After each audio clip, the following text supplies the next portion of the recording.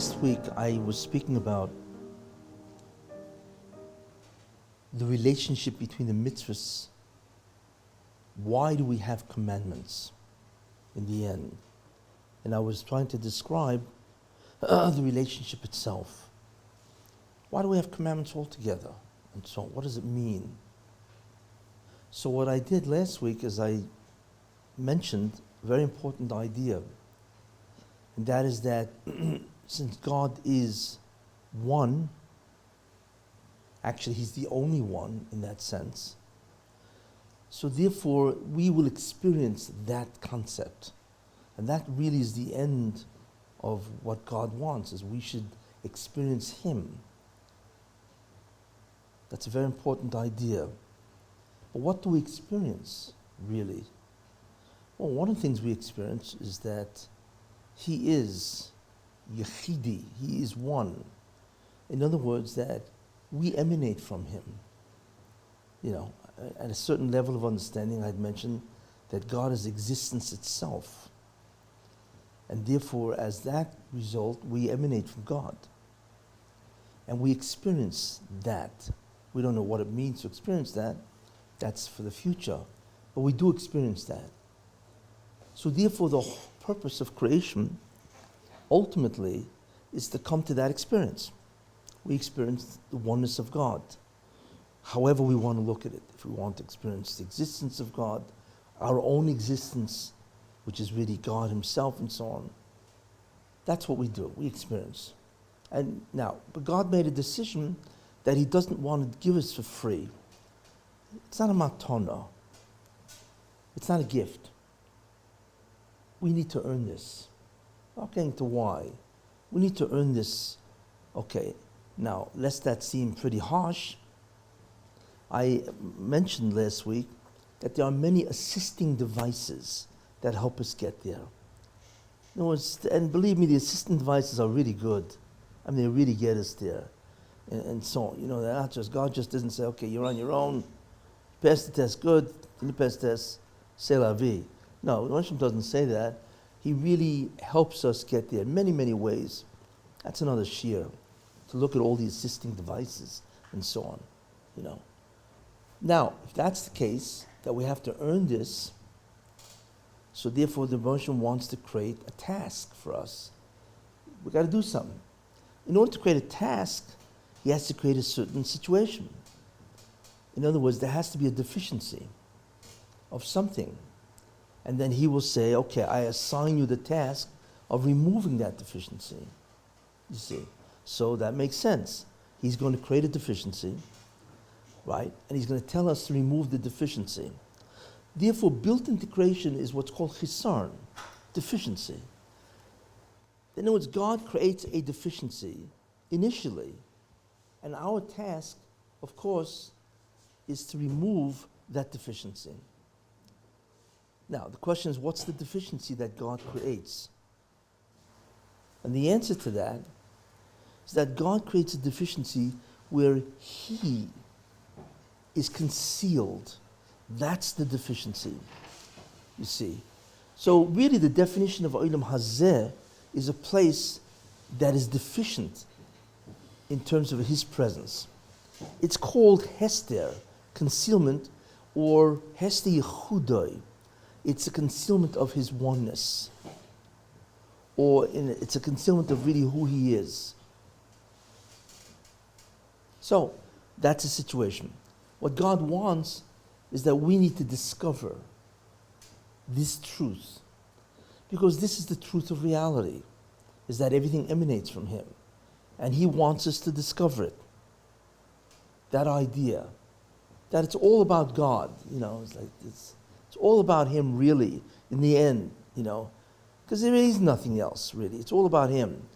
But that profound truth of reality is so concealed that we all walk around with delusions of adequacy, delusions of omnipotence. You know, we walk around thinking we are somebody. Ooh, what?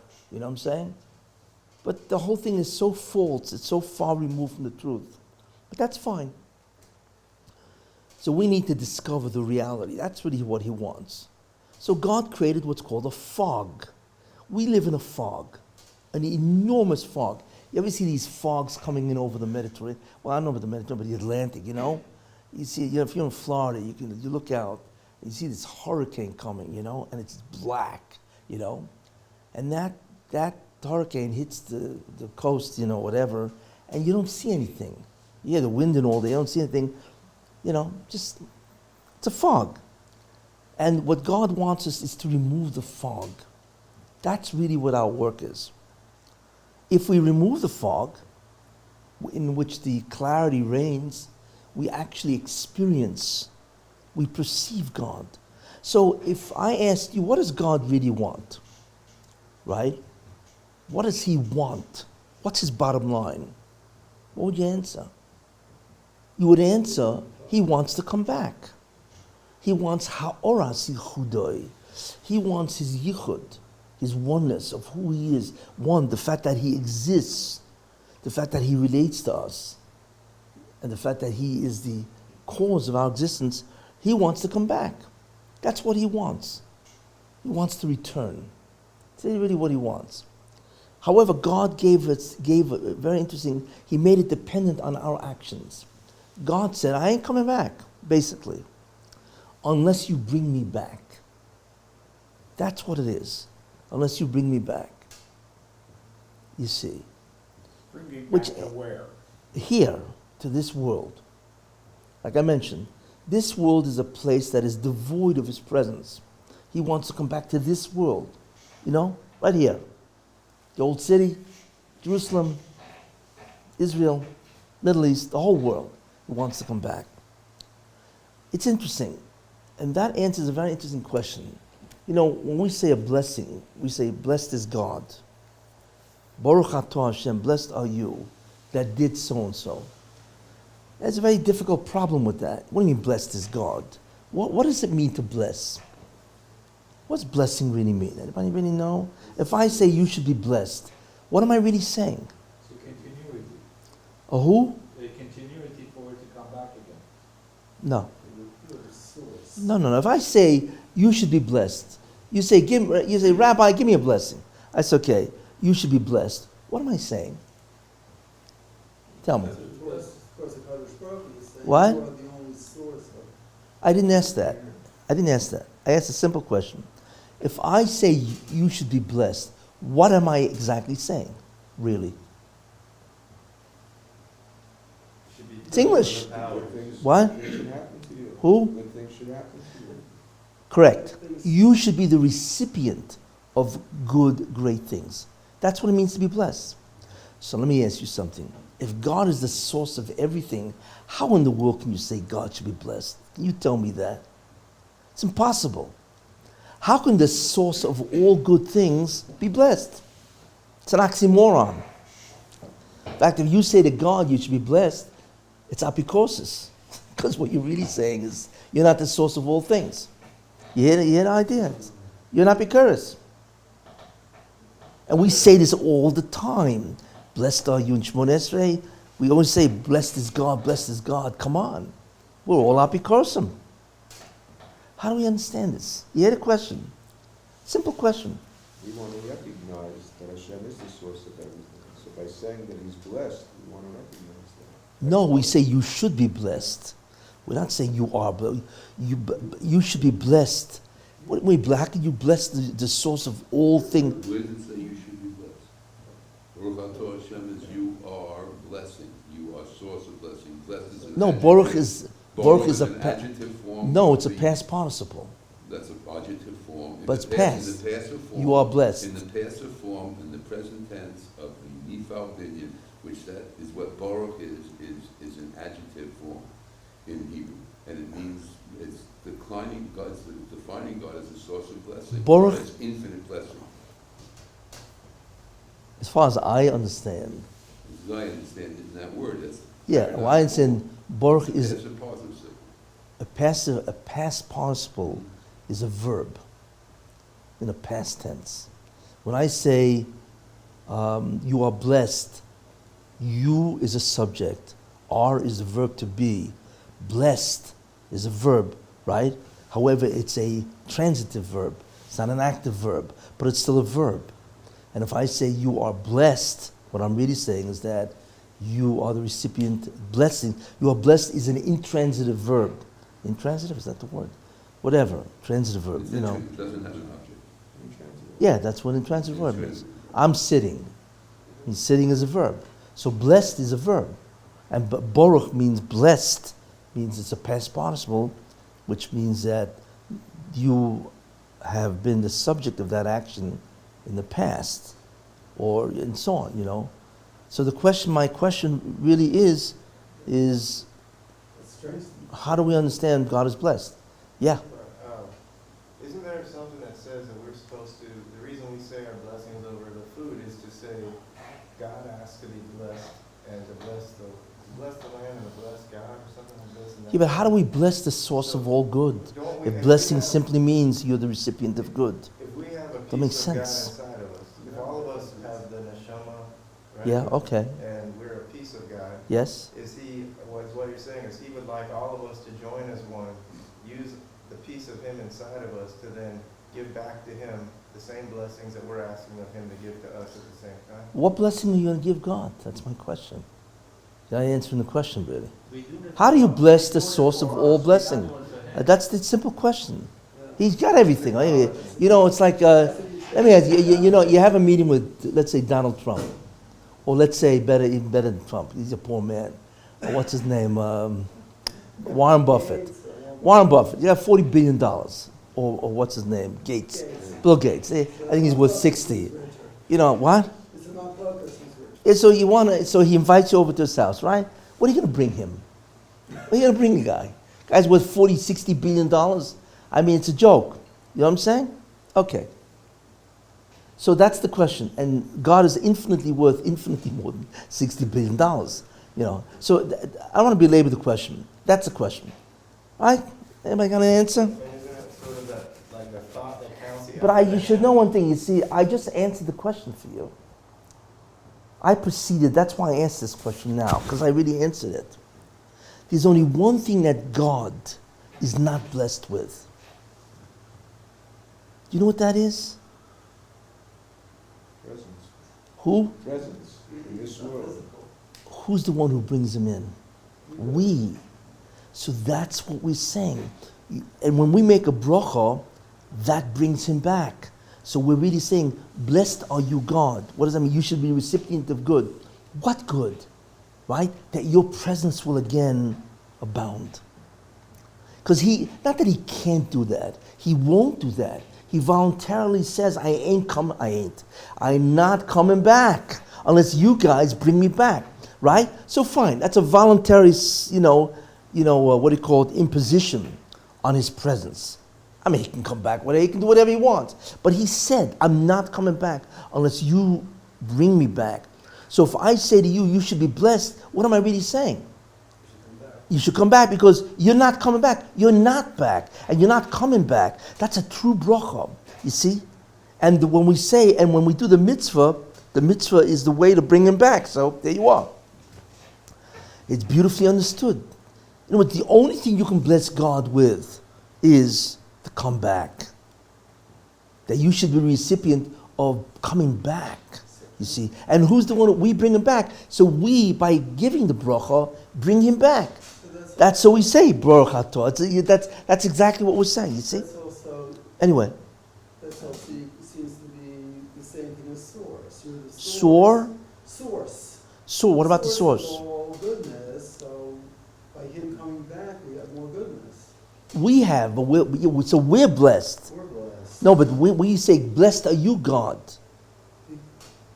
We're saying you should be blessed, or you have been blessed. We are actually using the verb blessing to refer to something about God, that he should be the recipient of good things, or whatever that good thing is. So my question is, how can that which is the source of all good things be the recipient of good things? That doesn't make sense.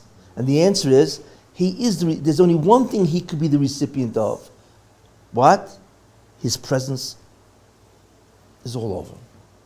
Very simple understanding. He's totally in us. He is dependent on us. He is voluntarily dependent on us. Anyway. It seems like Anyway. That's a deficiency, though. Remember you said that It's a self-imposed deficiency. That's not called a real deficiency. Self-imposed. Self-imposed, I can do whatever I want. A neder is a self-imposed deficiency or prohibition. That's really what a neder is, right? Good. Okay. I'm happy. You're blessed because you are now happy, and before that you were not happy. You see? So that was when Yishmael ben Elisha, when Hashem asked him, that was really what he was asking. Yeah. To bring me a, Bless me. So what? Very good. So, but let's think about that. There's a Gemara in Brachos where Rabbi Shmuel Kohen Gadol, a very holy person, he went into the Beis Hamikdash.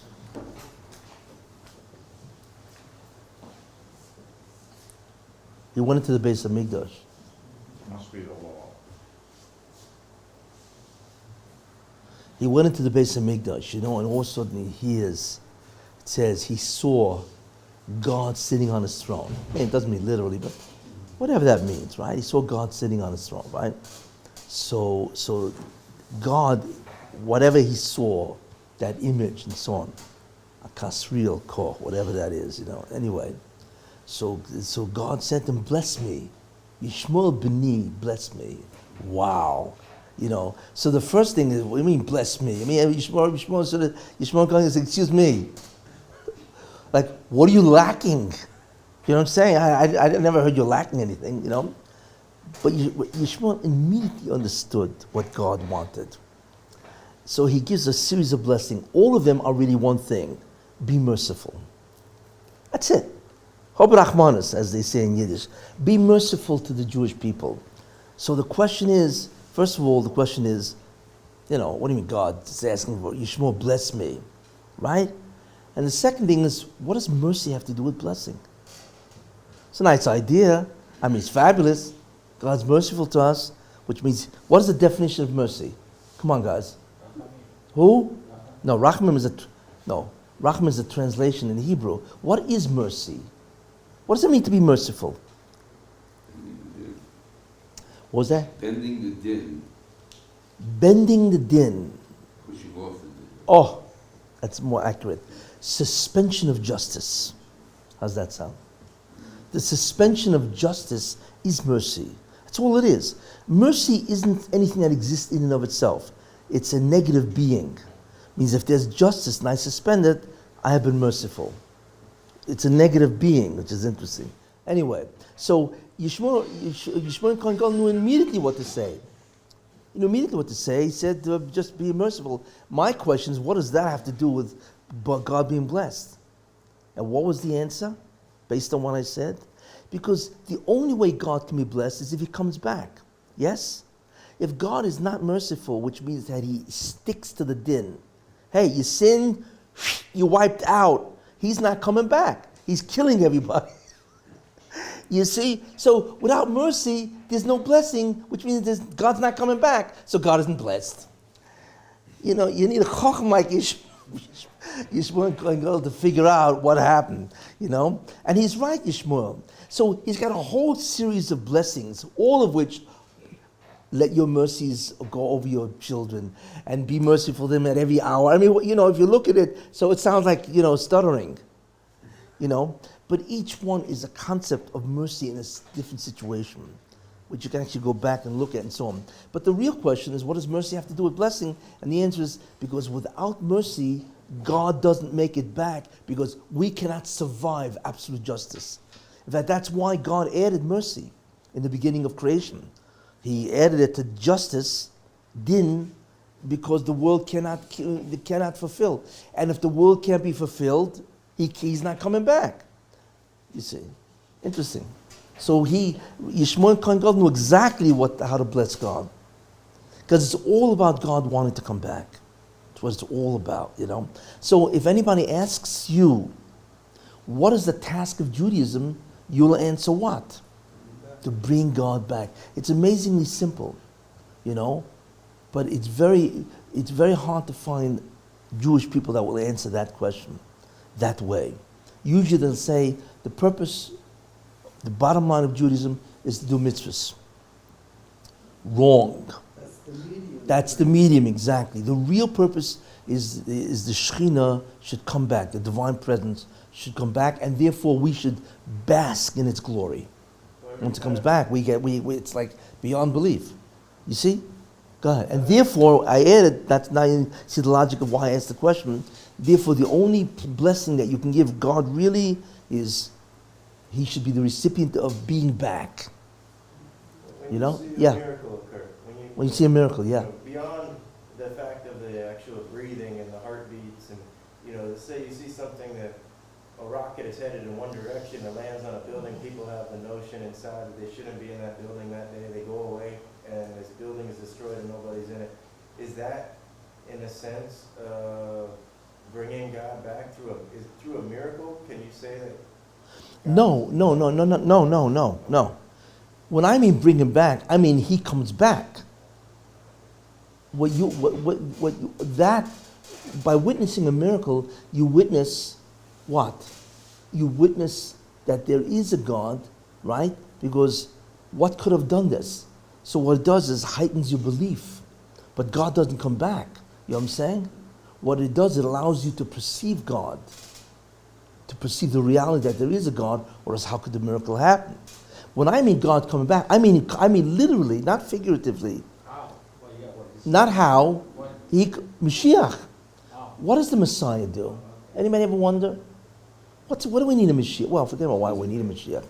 What? When he comes back, he never left. He couldn't exist if he left anywhere. No. But isn't bringing him back, is our experiencing him that is being here? Does he open That's that veil, to take those veils away? Nobody said he left. I said this before. God doesn't leave, and the answer, why can't he leave? Because it's existence. Because then how would we exist if he's gone? What happened is that what he did is he imposed blindness on us. It's like a guy, imagine you see, right? And then a guy takes glasses which are black. He paints them black, and he puts them over your face, and he changes it. You can't get it off. You can't see because somebody but the guy's in front of the glasses. You know what I'm saying? He's still there.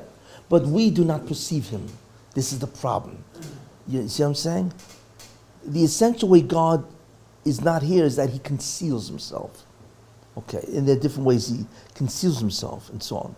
But Mashiach brings him back, literally. That's why he is the Messiah. Does he take your glasses, or those black glasses? Yeah, he takes them off. Yeah, that's what he does. Exactly. I mean, that's the real analogy. He takes the glasses off. Yeah, you want to? Anyway. Are you saying that you're talking to somebody and you're giving him a bracha, and you're implying, or not implying, but you're saying with this bracha that you want to bring Hashem back Yes. here? Yeah. With this bracha, correct? Yes. Normally I'd say bracha the bracha, but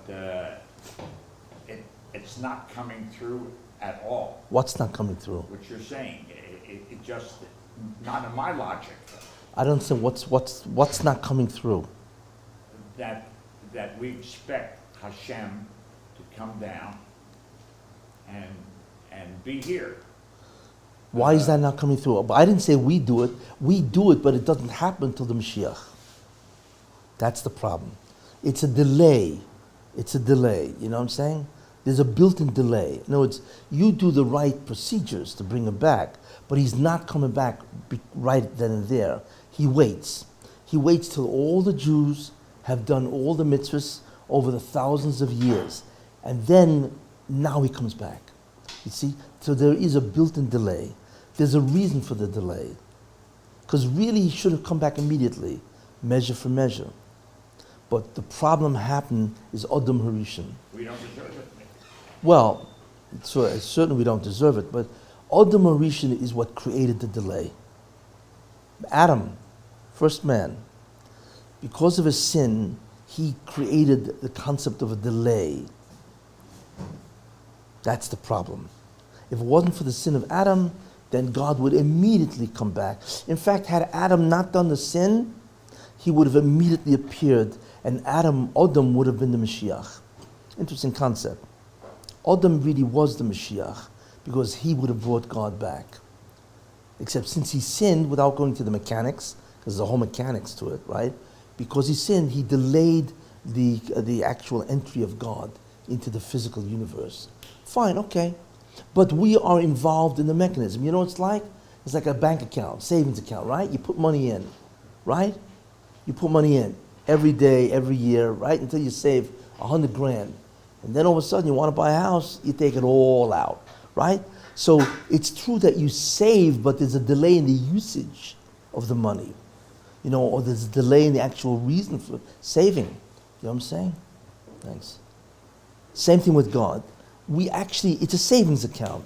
We do the mitzvahs, which we had started last week. We do the mitzvahs, and it's like a savings account. We are putting money in the bank. Or rather, we are putting the mechanism that will bring him back into the bank, storage place. And all of a sudden, we save up enough money over the years or whatever, and now we want to withdraw it.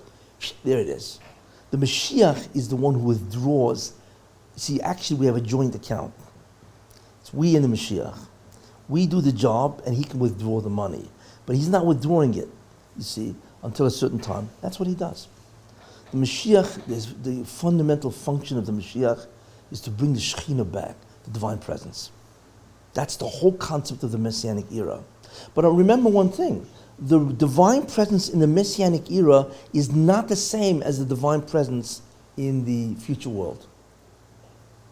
It's not the same. The divine presence in the Messianic era is infinitely less than the presence of God in the future world. It's infinitely less. That says his revelation will be a lesser degree of Yes. his presence than Yes. the other. Than in the future world, correct. Yeah. You know, where do you see this? There's an incredible medrash. There's a medrash at the end of Medrash Rabbah Koheles. Medrash is whatever. I mean, you know, whatever the medrash is. Anyway, there's a medrash on Koheles. The medrash is an astounding comment. Okay? It says, you know, we think we know reality. In the last 100 years, we're growing, we see reality, you know. We're always fooled, you know. How much is there to reality, really? How much is there really to reality? So the Medrash says that everything that Moshe Rabbeinu taught, everything, all about the mitzvahs, all the Sfarim ever written. Can you imagine how many Sfarim there were written? You go into a bookstore today, there's thousands of Sfarim there, right? Imagine if every sefer or every manuscript ever written was piled into this building. It'd be thousands and thousands of manuscripts, right, of Torah and so on. So the Medrash says that the Torah, which is really all about reality, right? The Torah of Moshe Rabbeinu is hevel compared to the Torah of Mashiach. You got to hear this word. I mean, you know, for those who have never heard this is like mind-boggling. Again, the Torah of Moshe Rabbeinu. What's the Torah of Moshe Rabbeinu? And the Torah, of course, is the description of reality. It's got all the mitzvahs, it's got everything, right? So we're talking about Bavli, Yerushalmi, you know, Talmud Bavli and Talmud Yerushalmi, all the Talmuds, right? The Babylonian, Jerusalem Talmud. You have all the questions, responsa ever written, all the Midrashim, all the hundreds of thousands of books, manuscripts, notes, you name it, ever written. This is hevel, luft, air, compared to that reality which the Messiah will reveal. You believe this? Unbelievable. Where's this one? At the end of Koheles, near the end, where it says, yeah. When you say the divine But that's the beginning of the Evel Avolim. It's the beginning of Koheles, where it says, Kizeh Kol Adam. It's toward the end. You can find it's the last parak, and you know. So imagine the Torah of Moshe Rabbeinu is everything we have. Yet why is it called Hevel? Because Hevel is air. There's no substance. This is substance. This isn't substance. This is air. So the Medrash itself, it's not even substance compared to what the Mashiach reveals. I mean, it gives you a clue as to what's going to happen. You know, we're not talking here about a little more information. We are talking about a paradigm shift. What a paradigm shift is? Paradigm shift. It's a whole different way of looking at something. You know, it's like physics. Newton was one, and Einstein is a paradigm shift. You know, I always give the example of a child, an embryo born. You know, the world of the embryo inside the uterus, right, compared to the world outside, is a paradigm shift. It's like a different universe. You know what I'm saying? The Messianic light. What was that? Up or down? Up or down? Inside the uterus is a bigger world for the embryo maybe than the outside.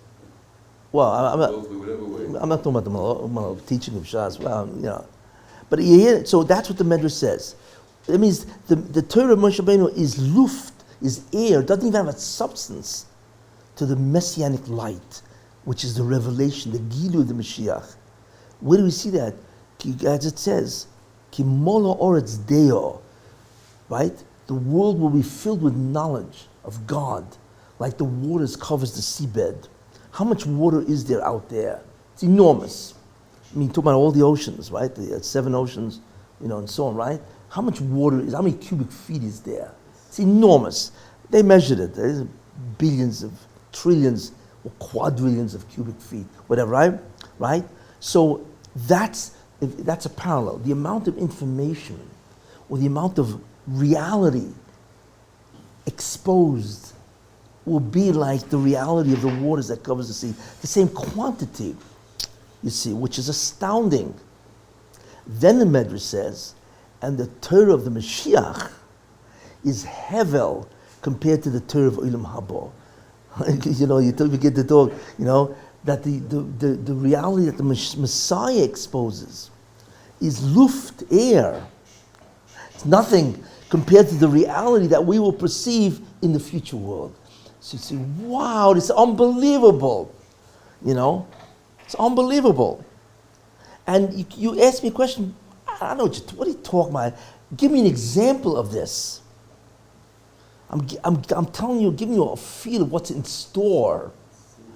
And what we have to do, this is what we do. Remember, we're the one who gives God the bracha. We're the one who gets this back. I mean, you know what I'm saying? Without us, nothing happens. So I can give you an example of this. Science. What is science? Science is the study of reality. Different realities, different sciences. If you study life, you're studying biology.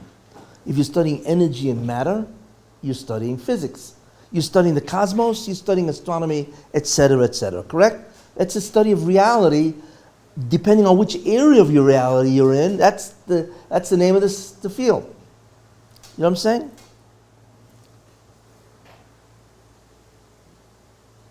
Until, what was the reality 1,000 years ago of what people knew? Very little. It's a joke. In fact, the last time one man could master all knowledge was, I think, around 1150. It was possible for one guy to know everything. You know what I'm saying? Today, it's not possible for you to know your own specialty, let alone everything. It's impossible. So what are we looking at? We are looking at the difference in information access is not arithmetic, 2 plus 2. It is not geometric, 2 times 2. It is exponential, 2 to the power of 2. The amount of knowledge coming in today is exponential. Every day, I'm just giving you, because I need to give you an example. You can say, well, this is impossible. I can't even believe this, you know? Every day, you know what a journal is? A journal is the forefronts, is the frontier of that particular area. A journal of cardiology, right? It's a journal of cardiology. It's got the latest things. You know, it's what's called the cutting edge of cardiology. You know, all the experiments, everything, right? Okay. Do you know how many journal articles are published daily around the world? 7,500. 7,500 articles are published every day throughout the world. That's just on cardiology? No. No. Wow.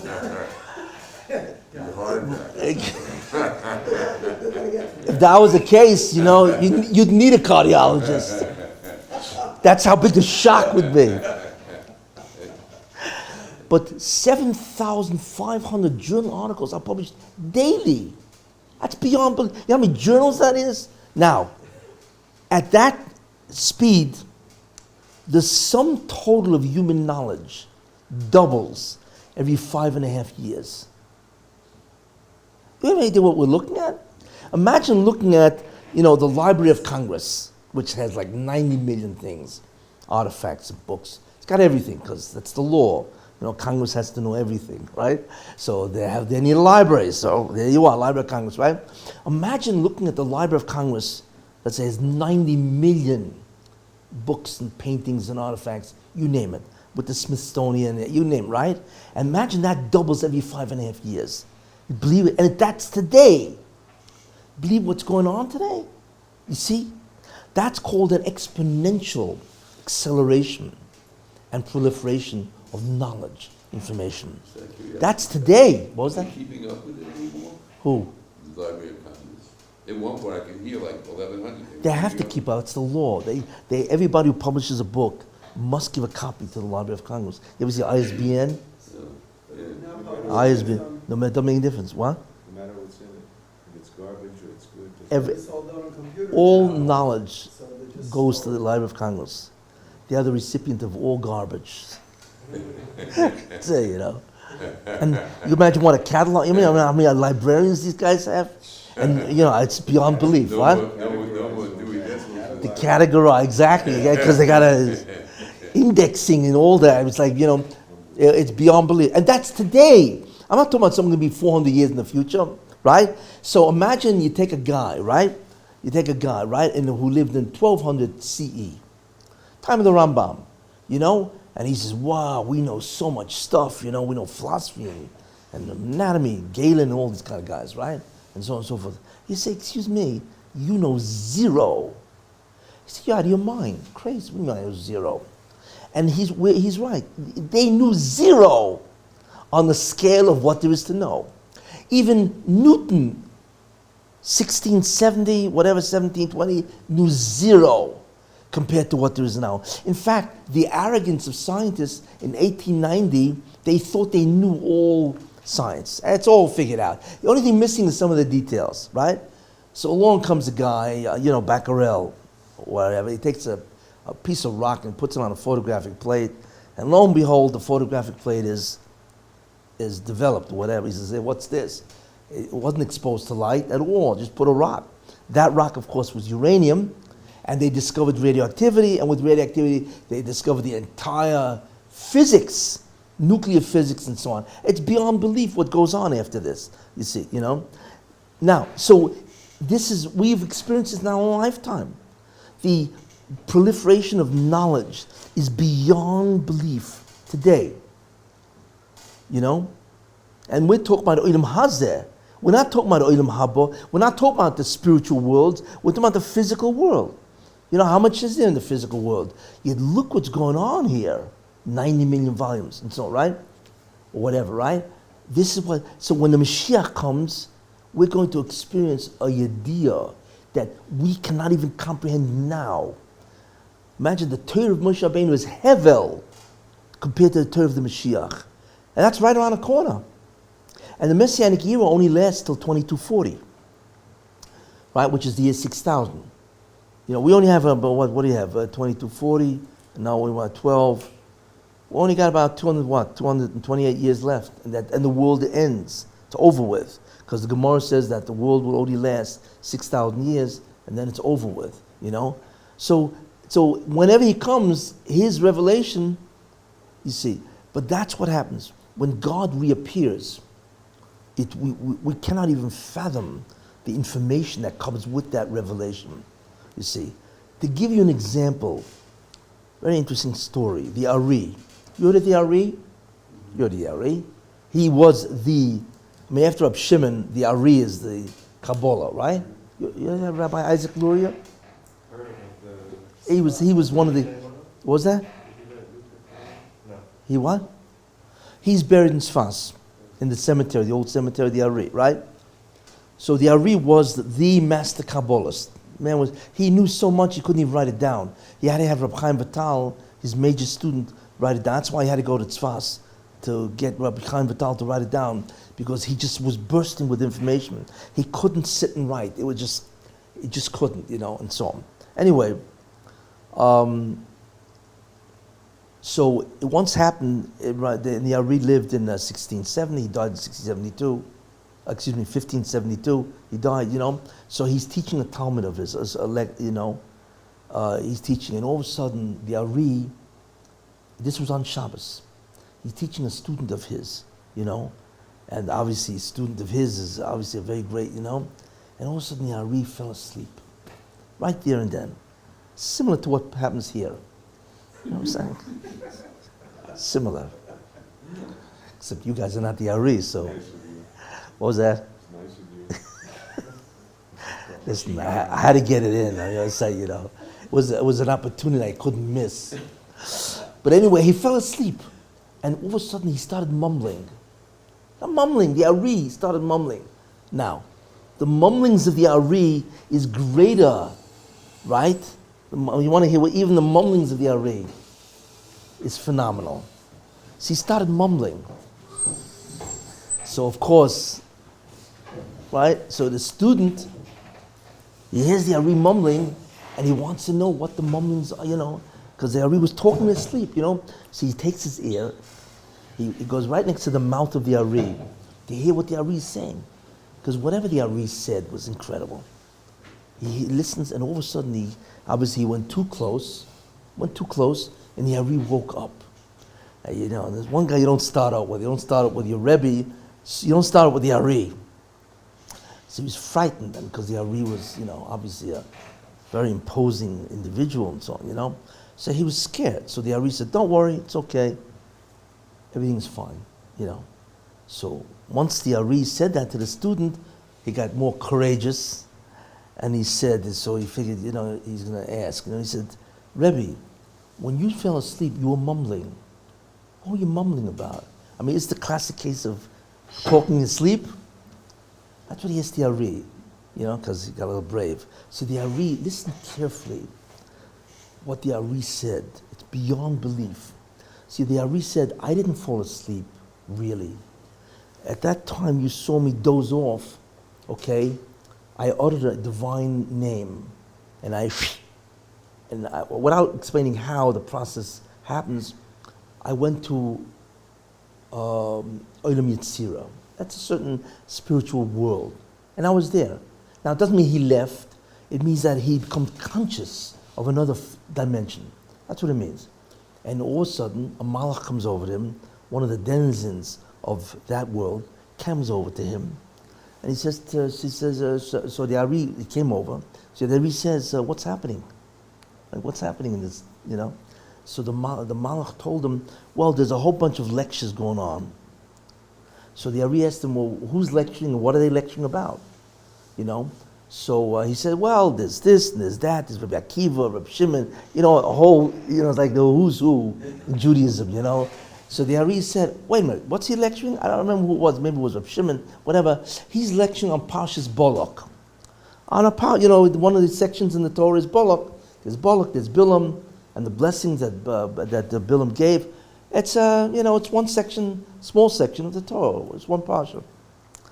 So the Ari says to the Malach, I want to check that out. I want to go there. I want to listen to that lecture. So I went. So they put me in his lecture hall. Imagine, and I heard his lecture. So the mumblings was what I was listening. I heard. I was repeating it here. That's what he tells him. Well, the Talmud says, wait a minute. What did they teach you up there? What is the Torah in another spiritual world? What does it sound like? What is it? Give me a vort. You know what I'm saying? Tell me something. So the Ari says, I want to tell you something. If I had 80 years to write the stuff that I heard in the couple of minutes that I was sleeping, it wouldn't be enough. That's what the Ari says. So I'm sorry, I can't tell you because I can't possibly condense 80 years worth of Torah that I heard in 5 minutes. Now, obviously means that the time rate is different up there. Obviously, you can do 80 years in 5 minutes, whatever. I'm not going to get to that. What's the take-home lesson? What's a take-home lesson? Anybody know? There's a lot to learn. What? There's an immense amount to learn. Here's the take. Yes, Maybe but let me amplify that, because it really, the take-home lesson is astounding, and it fits with the medrash that I quoted. The take-home lesson is this. Now, you take a look at Parshas Balak, right? There's a Chumash, Parshas Balak. It's a little parsha. I mean, let's face it. What's it got? 5 pages. That's all it has. 3 pages. Whatever it is, right? It's only one parsha in the whole Torah. Fine. How is it possible that one parsha has 80 years worth of material? That is the question. Do you know how long? I want to tell you something. If I wrote every commentary ever written on that parsha, how long would it take for me to lecture on it? Let's assume, right? 5 years, 10 years, right? I mean, how much is written on Balak? You know, you can go through the whole thing with everybody who ever wrote it. Let's say 5 years, max. That means there's 75 years worth of material missing. But that's incredible. What does that mean? That means that if we think we know reality, we don't. Most of reality is concealed. That's what the Medrash means, that the Torah of Moshe Rabbeinu, everything Moshe Rabbeinu ever taught Klal Yisrael, which is everything, right, is hevel, is air compared to the Torah of the Mashiach. You see? And the question is, how could that be? And we see now, sure, if I have 80 years worth of stuff in one parsha, right, which we can't conceive of, you know, and remember, this was only one lecture that Rab Shimon, I think he was the one, was giving. There's only one lecture. You know, I'm sure there were lectures going on all the time in that Olam Yetzirah and so on and so forth. It's beyond belief. What does that mean? What it means is that God concealed 99.999999 ad infinitum from us. That's what it means. And like I say, the only way you can relate to that is in science. You know, science 1,000 years ago thought they knew everything. By 1890, they thought they knew everything. But do you know how much information has been discovered in the last 100 years? It's beyond belief. Like I said, it's millions and millions and millions of books. You know what I'm saying? And this is just in the last 50 years. After World War II, when the real explosion started, it's beyond belief what has been discovered. Whole areas, I mean, whatever, electronics, and you know, we're walking around with these little phones. That's a miracle. A phone that I can talk to anybody in the world on a phone. Give me a break. It's impossible, you know. And not only that, it's a computer. You know, internet, you name it, it's on that phone, and it's gorgeous to look at.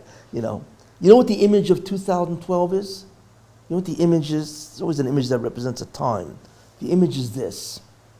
Do you ever notice everybody does this? It's incredible. It's like, whatever happened to people? You know, it's like you're on a plane or a train. Everybody's doing this. It's like incredible. It's a beautiful gadget, you know, and so on, right? But that is an electronic marvel. It's unheard of 30 years ago. Therefore, we see that the amount of information out there ready to be available is infinite. And if you think it's infinite in the physical world, which is what science is all about, it's clearly infinite in the realities beyond this reality, which is the spiritual realities. That's what you see from the Ari. That he just couldn't say. I can't tell you 80 years from one lecture in 2 minutes, you know what I'm saying? Seems like a parallel to the unlocking of the brain. That the brain is this big, yet we use this much of it. You should know that's a fallacy. I once read that. We say we use 5% of the brain. That's not even true. That's a fallacy. We use all of it, So you know. science is not What? intended for that reality. Our problem, you know what our problem is? It's not the brain usage. It's not the brain. That's not the problem. The brain is our usage of the brain. What do we do with it? We hardly do anything with it. That's the real problem, you know. Because we have tremendous problems in concentrating. The average person cannot concentrate for more than 7 minutes. I don't know if you know that. on any topic. After 7 minutes, you lost him. You know, probably explains the phenomena here and so on. You know, I don't why after follow- 7 minutes everybody's out. But anyway, I don't follow how we get, for example, the Parsha Balak, that it takes 80 years worth of knowledge on this subject. well, that's my question. But clearly, the Ari indicates that there is 80 years worth of information How do in you this. figure that? I can't even get close to that 80 years. Because, okay, let me tell you a possibility of how, right? When you see something in a book, right, what we usually do is we read the information. But did you know that every sentence has an implication? It implies something. It has an interpretation. And there are many interpretations. There are many implications. Not only that, there are what's called extrapolations. That if this is true, then something else must be true. And this is all on one sentence. And not only that, there's also applications. Well, what do I do with this information? How do I apply it? And this is only on one sentence. You see, I once had a guy who once visited me. So whatever he wanted to learn in the Ramchal, Rabbi Moshe Chaim Lutzato. So I said to the guy, I said, yeah, what did you learn? So he said he learned to say for Das Tfunas. He finished it, knows it, you know. I said, that's very nice, but let's go back to the first page. And we went back to the first page and we read the first sentence or whatever. And I said, what's the implication of this? What? What implication? You know, how do you interpret it? Are there other ways of interpreting it? You see, what can we extrapolate from what the Ramchal says? And how do we apply it? You see, the whole concept that information has many dimensions beyond the immediate idea is unknown to people. So that's the first answer to your question. That each verse of the Torah has this. It has an implication, it has an extrapolation, it has an interpretation, it has an application, etc. Each verse, just like you can do to any book. That's number one. Number two, there's a certain amount of letters in the Torah. Yes? Yes? Okay, fine. But where's the period? So we have periods. But what happens if we move the periods around? Then you have different sentences. In other words, the letters remain the same, right? But if I move periods around, lo and behold, I have different sentences. You see, that's another way of interpreting the Torah, just shifting the periods. 3, you deal with the Aleph Beis. You see, many times there's information. For instance, somebody walked over to the Vilna Gaon. You ever hear the Vilna Gaon? Yeah, everybody heard of the Vilna Gaon, right?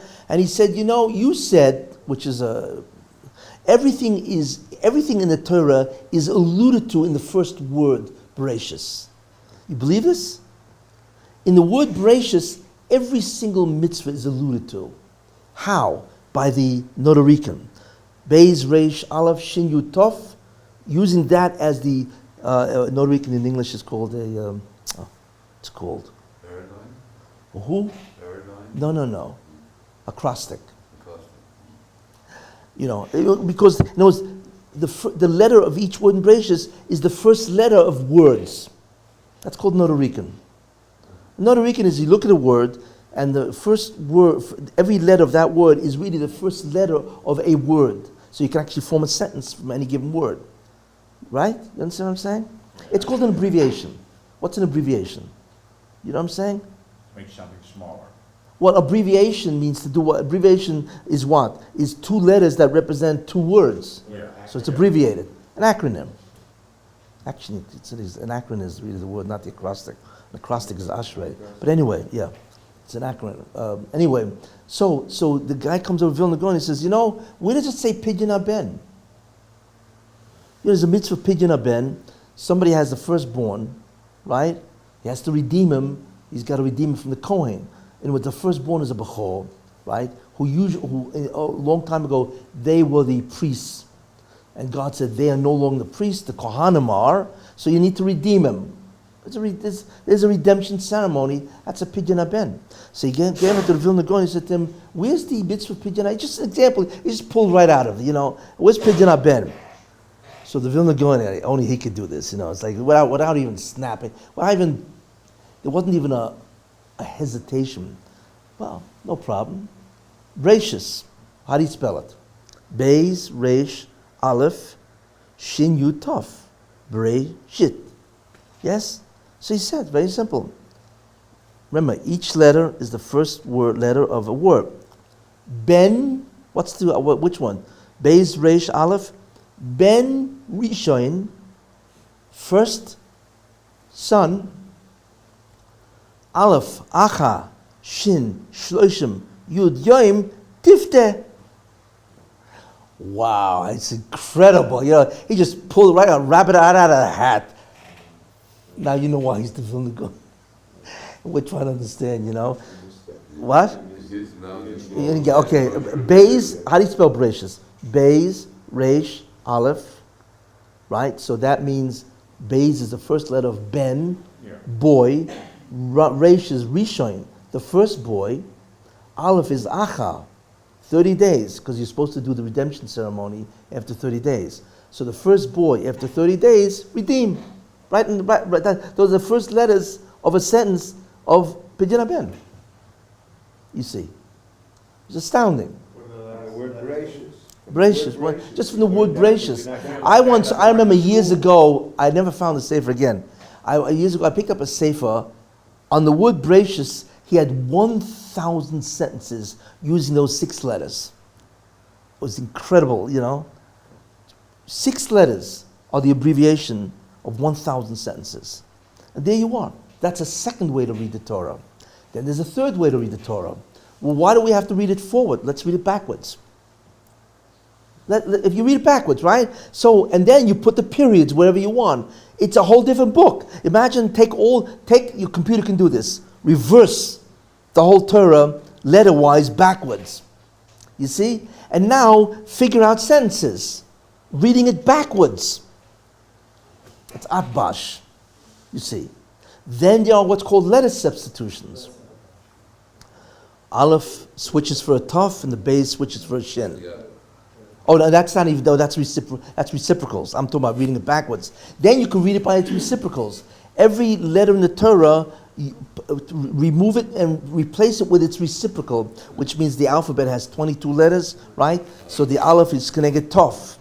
So every Aleph take out and put a tov in. You see? It creates a whole, that's atbash. That's what it's called. That's a whole different text. You know what I'm saying? Different language. Well, no, it's Hebrew, but it's a whole different text. It's got enormous amount of information. You see, so there are many ways of taking the Torah, right? Read it forwards, read it backwards.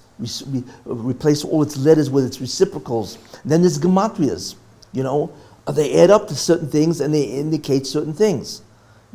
Like, for instance, V'osuli migdosh, in Parshas Truma, it says V'osuli migdosh, and they will make me a migdosh, a temple, sanctuary.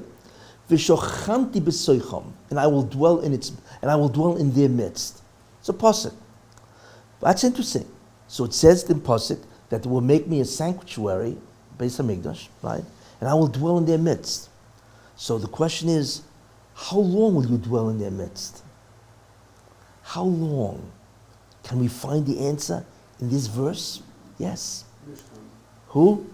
In the word V'shochanti, which is the word to dwell, right? So if you spell the word V'shochanti, Vav, Shin, Chof, Nun, Tov, Yud, right? And I will dwell. It could have just said V'shochan, and he will dwell. If it said that, then there are 2 letters which are extra, which is Tov Yud, which the Gematria is 410. So therefore, the first Beis HaMikdash is 410 years. There you are. What about the second? Well, if you take the word V'shochanti, it actually spells Vav Shin Nun Yud V'sheni. And the second, Tov Chof. Those are letters out, 420. Would you believe this? It actually says how long the Beis HaMikdash will last. V'shochanti, right? V'shochan, and he will dwell. Tov Yud is extra, is 410.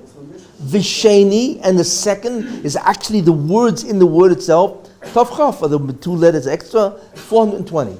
Not bad. So what? Mishkan also is 410. Mishkan. Yeah, okay, no, but I'm just saying, in that one pasuk, it says how long both Beis HaMikdash will last. Wow. So what do we see? We see that the Torah will all its, I think it's like 400,000 letters, whatever, 300 and something, 50 or something like that. Whatever, actually reveals all information. In fact, the definition of Torah really is, it is a document in which everything that exists is written in it. But the question is like you asked, how do you read it? Where is it? You see? Well, that's the whole, many different ways. Forwards, backwards, reciprocals, you see what I'm saying? Then there's gematrias, the North Ricans, then there's the codes, the Bible codes? Yes. That's another way of learning the Torah. You actually have predictions, which they're doing, and so on and so forth. Obviously, there are many ways of reading this document, which ultimately will describe everything. You make it sound like I have never gone to school. You really are dotting the I and crossing the T for me. I sure hope I can do I've that. never heard this, and it makes so much sense. Frightens me. What frightens you? There's so much to know, and you don't know it. Absolutely nothing. Well, we're all. I'm not kidding. What you're saying, it's like boing. Yeah, it's shocking. Yeah. It's almost like shocking. Yeah. But the answer to what I'm trying to answer is, how is it possible that all information is in the Torah? And the answer is, it is. But there's many ways of accessing that information. That's what we see. You see, so that's why the Ari said in Pashas Balak, 80 years worth. 80 years. How? Yeah. There is so much information in the verses themselves, in all the different ways of accessing it, you see, that we can do this. You see what I'm saying? If we didn't learn the Torah's Hebel of Moshe Rabbeinu, how are we going to learn the Torah's Hebel of Mashiach? That's his problem. I don't know, he didn't ask that. Is that what you're asking? Nice way he was trying. If you didn't learn the Torah of Moshe Rabbeinu, how's this going to come? Eternity to learn it. What's the problem? Mashiach is not. Mashiach is only to the end of the 6,000. Well, we can keep learning it. No, we can. It's a different. That's already the Torah. Torah by Lamab is already after that. It's a different Torah. Who says you have No, to learn it? it's not a Not different. The latest It's Torah more. is Mashiach. What? Mashiach. There's not going to be a Torah after that. There won't be a Torah after that? No, I'm saying there'll not be a new interpretation of the Torah. That's what we'll be learning. New revelations continuously. What? You can learn from the old revelation. What's the what? I mean, we haven't even started. all the Torah of Moshe Rabbeinu can be learned, let's say, in 100,000 years. Let's give a number, right? But compared to infinity, it's nothing. Because infinity means no end. So what are we going to do after we finish 100,000 years? Twiddle our thumbs? What do we do? We have Torah Mashiach. Okay, so let's add another billion years. What do we do after that? We'll worry about it when we get there. No, we don't worry about it then. We worry about it now because it's a theological problem. And the answer is that, Torah. okay, All right. I'll give you 6 million years to Chaza. How's that? Me, it's not enough. Maybe for these girls in the big. What I'm saying is that everything we need to do, clearly we can do within a finite time period, But the answer to that is that the Torah is infinite. Why is the Torah infinite? Why? How can a document be infinite? And the answer is? There's an infinite way to put it together. What? There's an infinite way to arrange the letters. No. Why is the Torah, or why is the Torah infinite? Who knows? Because there's no end. No, that's merely a restatement of what I just said. Why is there no end? God wrote it. Who? It's God's the author. Close. Not yet. That's how it's done. Who? When you look at the Torah, you're seeing that HaKadosh Baruch Hu in Genesis. No. You're actually seeing it. So what are you saying? That God, HaKadosh Baruch Hu is infinite, and it's just a matana afterwards that he just. Almost, but it's not. Almost. Let me flower you up. Okay. You know what an identicality is? Where A is equal to B. That's an identicality. It's identical. There are 4 things which are identical. 1, there's God, or let's say the Shekhinah, the Torah, the Jewish people, right? And what's the fourth? There's God, the Shekhinah, the Torah, Klal Yisrael, and what's the fourth? Identicality. This is a very important secret. What was that? Is Kutsh Brichu? What? But there's one more. There's a fourth one, yeah. Fourth one's not always mentioned, but it is a fourth, you know? What's the fourth? Anybody know? Eretz Yisrael. Chadhu. What does Chadhu mean? It is one. It's identical. No, Chadhu, it's one. It's identical. Now, it doesn't mean four things that are connected as a group. It's identical. That's a very big difference between, it's like four pieces in a thing, right? No. Chadhu is one thing. It's identical. And that is a very great mystery. There's a very important principle of what that means. Very important. It has tremendous repercussions. The fact that they're identical. That's why when one goes into Golus, I'll give you one right now, one repercussion.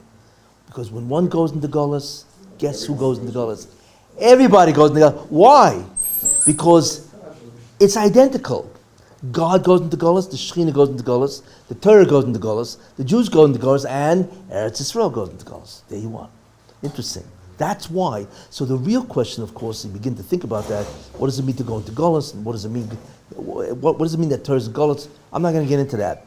But in the end, the reason why the Torah is infinite, because the Torah is another manifestation of God, who is infinite. Therefore, the Torah is infinite too. See? Not because God wrote the Torah is God in terms of how he reveals himself to us. Like the Ramban says, Nachmanides, that the whole Torah is nothing more than Shem Moisav Shel HaKodesh Baruch Hu. What does that mean? What's a name? What is a name, really? A name is a device that refers to some attribute of a person. That's what a name is, a device that we use when we want to call attention to a specific attribute. So if the whole Torah is what? Is the names of God, right? Could you imagine how many attributes God has, right? So therefore, the Torah is what? That which refers to God, right? So the name is really part of the essence. It's not something else. It is something, everything in the Torah refers to God. Everything. That's what the Ramban said, right? Therefore, if God is infinite, the Torah, which refers to that infinite being, must be infinite. Because it's got a name that refers to, you see? By the way, is God infinite? Wow, I gotta get out of here. Is God infinite? I'll leave you with this idea. Is God infinite? Yes or no? Yes? No, because infinite is a physical concept. Well, is God infinite or not? It's just one. Why? A spiritual being can be infinite too.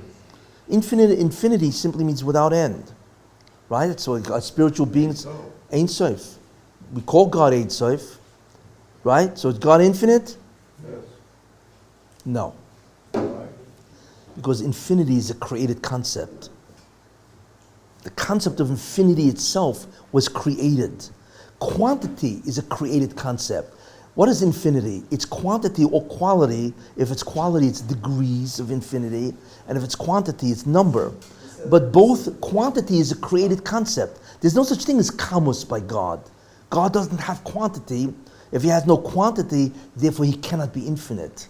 Because infinite, right? Infinity is a type of quantity, is it not? So if God is devoid of quantity, that's what infinity means. It's without end. So where's the quantity? You understand? Without what doesn't end? What doesn't end? You understand? It's infinity. Let me ask something. A ball. Shape. Does it exist independent of the ball? Roundness? No. Roundness needs a ball, a substance to adhere. You see what I'm saying? Infinity needs something to adhere in, which is quantity. There's no quantity, there's no infinity. God is not quantifiable. what does So Ein he's not Sof mean? infinite. So what does Ein Sof mean? Oh. How do you translate it? Good question. And the answer is, that's your shita. You got to make it practical. The answer is because this is the way God represents himself to us. That's it. In other words, in your world, I am infinite. I am quantity or quality without end. But don't think that's what I really am. What I really am is something else. It's a manifestation of how he reveals himself to us. In other words, the revelation itself has specific items in it. But that doesn't mean those items represent God literally and essentially. But that's fine. But as far as we're concerned, he's ain't so. But what about the answer that we haven't really finished the level of the Torah of Moshe Rabbeinu, so how when it comes to that, we'll have more consciousness in the days of the Mashiach, so we'll be able to absorb more. But to what extent? Well, I remember Moshe Rabbeinu absorbed all of this in 40 days. That's what I want. God will do the same thing for us. Look, in that era is not natural. When the Mashiach comes, it's not a natural time. First of all, everybody will be prophets. Everybody, and prophecy will be so easy to attain. Nothing. You just close your eyes, and there's the image of God, and you see the greatest prophecy that Moshe Rabbeinu saw. No effort. So you don't hold the end of Shmuel? No, that's Mashiach ben Yosef. Sure, I hold it. How can I not hold it? It's Gemara. No, I understand. It's Mashiach ben Yosef. But that's Mashiach ben Yosef, Yeah. so we're already past that stage? No, Mashiach ben Yosef had not arrived. So we certainly have not, But Ein Bain, there's no day except Shibud Malchus and so on and so forth, is Mashiach ben Yosef. When Mashiach ben David comes, nature is broken. There's no more natural law. It's like what the Medrash says, they're going to say to the Mashiach, so-and-so is rebelling against you. So the Mashiach will say, let a plague wipe them out. And they're wiped out by a plague. It's not natural anymore. In other words, whatever he says will go. That's a power. Correct. Exactly. Ben Yosef has a hard time because he's dealing with nature, natural events. And natural events is much harder because he can't violate the natural world. But even then, Mashiach ben Yosef will win. That's another shir. Who is Ben Yosef and what is Ben Yosef? And why do you need Ben Yosef? Who is Ben David? Why do you need Ben David? That's a whole fascinating series of all about the Messiah. Very interesting, Ben Yosef died? No, it's a machlokas. Not a Gog and Magog? What? Isn't there a story The Gemara says, well, in there's... Gog and Magog he's going to die? Mashiach ben Yosef was supposed to die, which means that he has something within him that requires death. That's idea one. Idea two, the Gemara says he dies. Gemara has a whole Gemara in Sukkah that there's a hespedence about Mashiach ben Yosef who died. However, the Zohar says, one place he says he will die, because that's really what he has to. Another place he won't die. Now the Vilna Gaon and the Does he Ramchal... have to for the Mashiach ben David to come? No, he doesn't have to die. No. It dies because of that's the whole concept of Asura Ruga Malchus. Because of the sin of Yosef HaTzadik. Yosef sinned for Tifa's wife. I'm getting that, But the main idea is that Mashiach ben Yosef... so the Vilna Gaon and the Ramchal say that Mashiach ben Yosef will not die. First of all, the Ari says, when we pray in Shemon Esrei, Es Semach David, the offspring of David. Who's that? That's Mashiach ben Yosef. That's ben Yosef. Yeah. The Ari says that. The Ari says when we pray Es Semach David, the offspring or the Semach is the shoot or the offshoot or whatever, that's Mashiach ben Yosef. And we pray for that, Tochin, that he shouldn't die, and we pray for that, and he doesn't die. That's the first thing. Second thing is beautiful remez. How do we know Mashiach ben Yosef doesn't die? So the Vilna Gaon, the Ramchal, whatever, you know what the remez is? Beautiful remez. Because when Yaakov Avinu, when they told Yaakov, Moshe is still Moshe, Yosef is still alive. So what did Yaakov say? Oid Yosef Chai. Oh, Oid Yosef Chai. He still lives. That's the remez that Mashiach ben Yosef will not die. Beautiful remez, so, But and then when the question is, so why doesn't he die? If he has to die, why did he die? And the answer is, and I've got to get out of here, is God brings his neshama back whoever he is, in every generation. And in each generation, he suffers terribly. It's called the Yisurim Mashiach. And again, it's a whole area in itself. But if you added up all the Yisurim in one shot, it would kill him.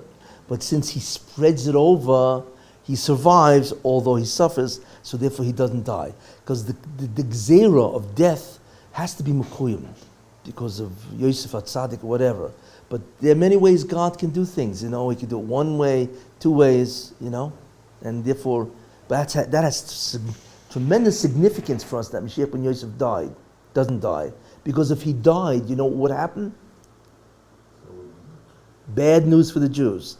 When the Messiah dies, so the Gemara in Sanhedrin would be that things will be so bad, because it's not just Mashiach ben Yosef dies. The whole Klal Yisrael loses, to Goig, and so on, whatever, and therefore only one or two families in a city will survive. What does that sound like to you? That's the Holocaust.